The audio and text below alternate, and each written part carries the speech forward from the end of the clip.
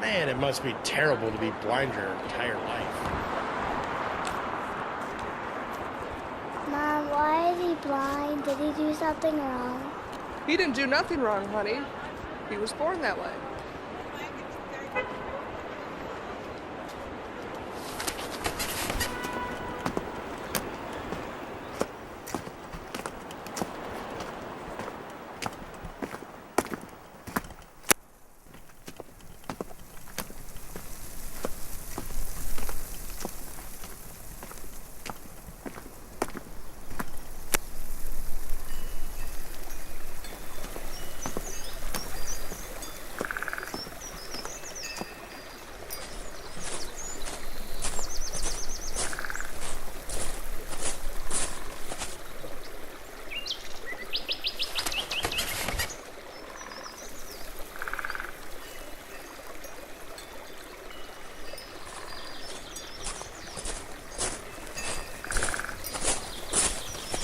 Hey, do you mind if I sit here? No, go ahead.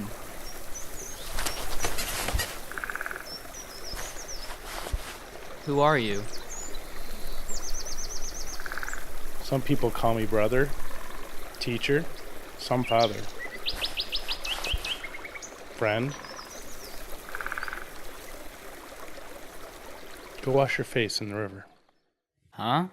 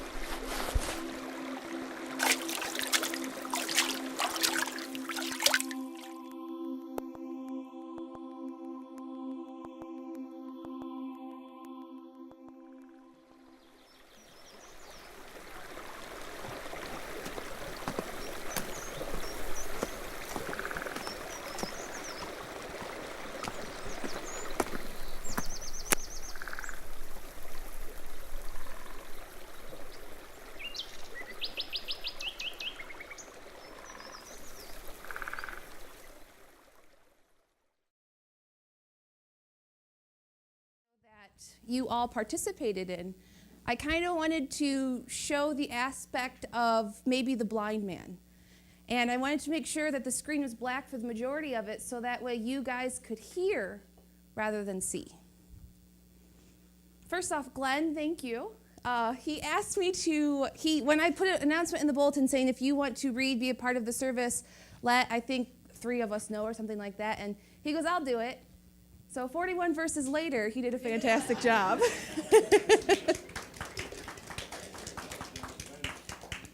So if we take a look at the lesson for today, Jesus and his disciples are walking through a city. As they approach a blind man, the disciples turn to Jesus and ask, was this man born blind because of his sins or because of the sins of his parents? What's wrong with this picture here? Notice how they are looking at the man, but they're not truly seeing the man. They are looking for an objective lesson rather than looking at what the man needs, how they can help him. Jesus' reply is one of great importance. It is neither the man nor his parents. He is blind so that God's good works can be seen through him. Jesus kind of put the disciples in their place at that answer.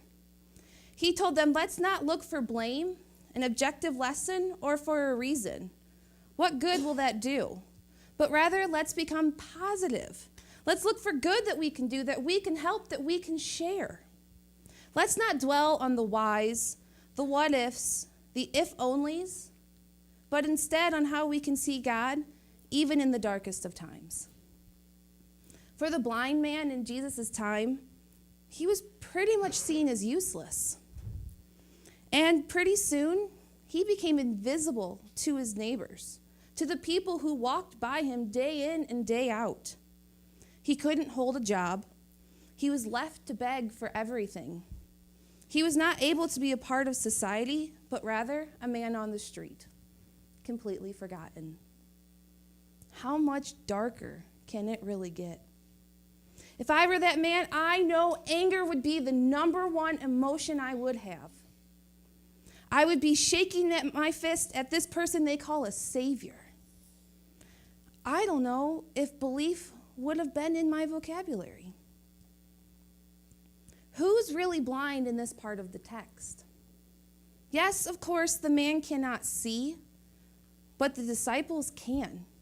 And yet, they are the ones who are blind. They are blind to the needs of this man. They are blind to being willing to help. They are blind to seeing the positive. Jesus then gathers some dirt in his hand. He spits in it, and he makes some mud. He smears the mud on the man's eyes, and he tells the man to go wash. The man listens. He goes, washes his eyes, and he receives sight. Okay, I have this picture in my head. He kind of, he sees sight, he sees bright light and everything, and then all of a sudden he just starts walking. Just like, what's up? Not a big deal. He doesn't cause a scene. I'd be sitting there going, I can see, woohoo, I can see. I was blind, now I can see. But he does it. In my mind, he just continues to walk. The people who are making the scene are the neighbors, the people who saw him as invisible. They start saying things like, isn't that the man who used to sit and beg over there? Kind of like under their breath. You know how sometimes you have to elbow the person like, did you see that? That's how I see this starting. And then as they continue on, more people hear and more people see him as he's walking, and they're like, no, not him. Kind of looks like him, but definitely ain't him. Some of them, oh yeah, that's him. Okay, a guy who is blind sits on the street, he's begging, he can't do anything, and now he sees, and they're arguing on whether or not it's him? Do they see the positive sides of this? No. They are more worried about whether or not it is him rather than the glory of God giving him sight. That's crazy to me. They are so focused on the wrong thing. Finally, after all of this arguing, and believe me, I've had this story in my head for a while, the guy kind of walks up and he goes, hi, I am that man. No more, no less. They ask more questions. They get into a discussion with him, and all of his answers are very simple.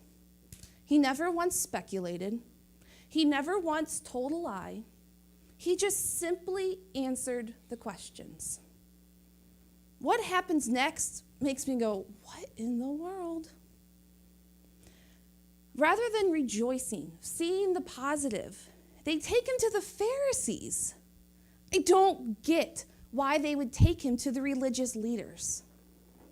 Seeing that it was a Sabbath day, the Pharisees jumped all over it. Back in the time of Jesus, the Sabbath day was this sacred thing. The Pharisees put rules and regulations on it. They took what God said, remember the Sabbath day and make it holy, and they lawed it to death. I was reading one of the laws in one of the websites I was reading, and a man could not drag a chair across a wooden floor or across a dirt floor because the marks in the floor resembled the marks of a plow in a field. That was one of the rules. Why that has to do with anything about the Sabbath day, I can't tell you. But that was the rules and the regulations that the Pharisees put on the Sabbath day. So Jesus healing a blind man, yeah, right, you know that they're going to jump all over that one. They started making comments. This man isn't from God. He breaks the Sabbath. They didn't even believe the blind man. They had to go and get his parents, for goodness sakes. The man who is probably old enough, my age, maybe older, I have no idea, can totally speak for himself, but yet they have to go get his parents. In my eyes, the parents kind of took a coward's way out. When asked, they said, yeah, he was blind.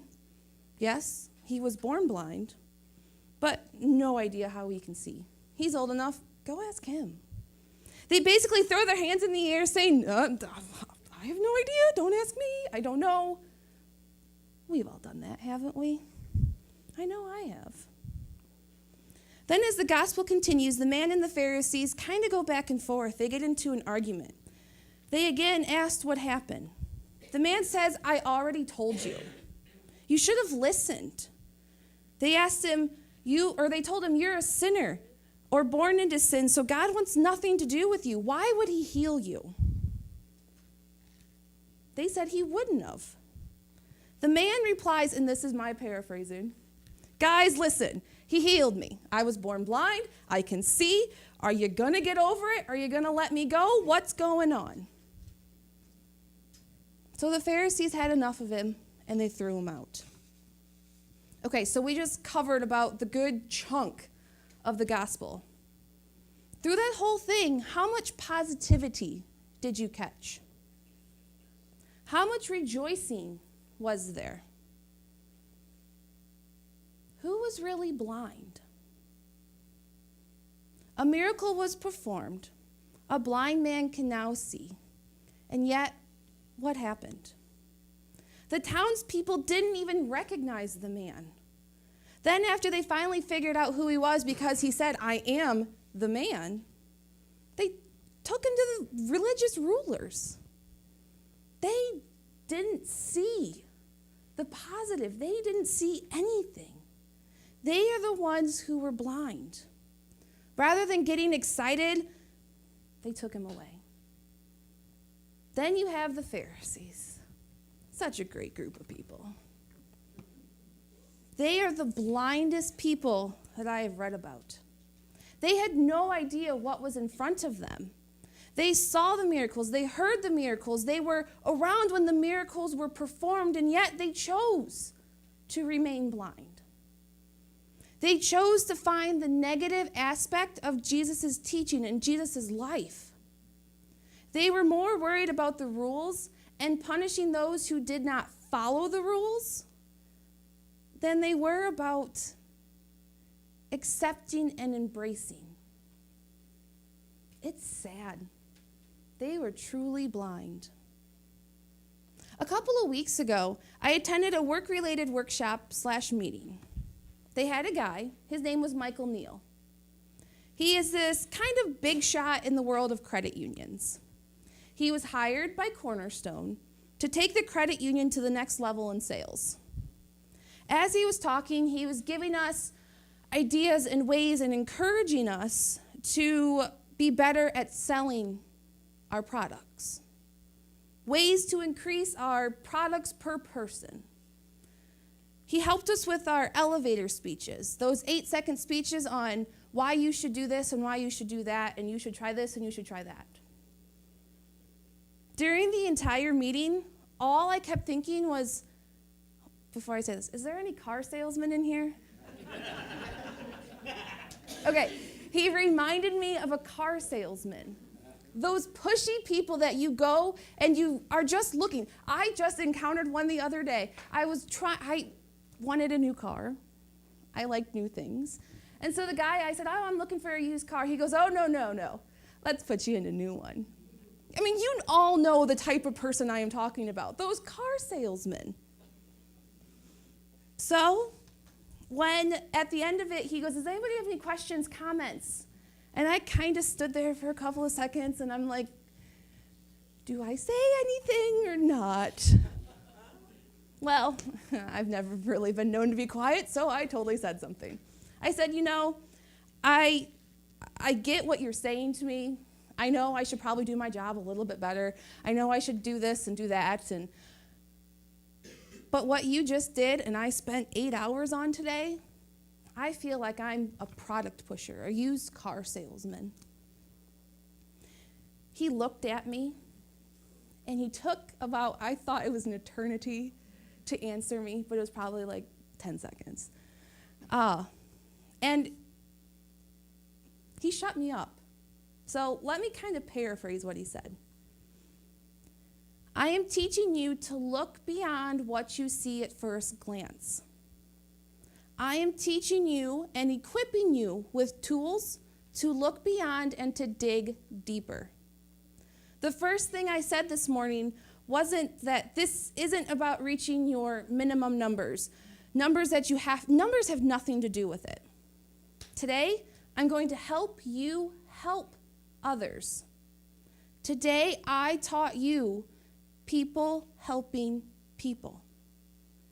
Does that mean going out of your comfort zone and doing something that you wouldn't normally do? Yeah. Does that mean taking the time to educate yourself and your members about products that could benefit them? That is your job, Katie. Does that mean that you might be rejected and turned down? He goes, about every day. But if we take everything for face value, then how are we people helping people? It's all how you look at it. You can go into work with a negative attitude, going, I have to push the checking accounts, and I have to get a visa, and I have to do this, and I have to do that, and I have a certain number of checking accounts, and I only have 4, and it's the 15th of the month, and I'm not halfway there. And why am I doing that? Why am I focusing on the negative? He goes, look at the positive side. You're helping your members. You're giving them things that will encourage them, that will teach them, that will give them money back. You are building a relationship with them, a positive relationship. Like I said, he shut me up. So, how are we going to look at life? I can tell you that right now, I feel like I am the biggest hypocrite standing in front of you. I am a person that can tell you what went wrong yesterday, the week, the month, the year before, in a heartbeat. But for me to find the positive sides of things, that's a struggle. When I'm in a difficult situation, I sometimes wonder what I did to deserve this. Why are bad things always happening to me? And yet, here I am standing in front of you telling you to be positive. We all have issues and we all can work on them. A friend once told me that being positive was a choice we all need to make. Being positive leads to us being happy. When bad things happen, we need to focus on the positive outcomes and stop trying to find a reason. Stop trying to understand everything. Stop asking why. Stop asking what if and if only. That's going to do nothing for you. But we need to stop allowing the negative to outweigh the positive. Like Michael Neal said, it's all how we look at it that determines the outcome. I can tell you right now, it's going to be one of my biggest and hardest challenges in my life. A challenge to change my frame of mind, to change your frame of mind, to begin to look for the good in every situation. As we continue to do this every day, eventually we won't have to look so hard. Finally, one day, we won't have to look. It'll be so obvious that we won't even have to think about it. So back to the gospel. As Jesus walked along, he saw a man who was born blind from birth. Jesus' disciples asked, "Rabbi, who sinned so that he was born blind? This man or his parents?" Jesus answered, "Neither he nor his parents. This happened so that God's mighty work might be displayed in him." Whose point of view do you want to look at life through? The disciples or Jesus? I know which one I'm going to start working towards. I hope you all do too.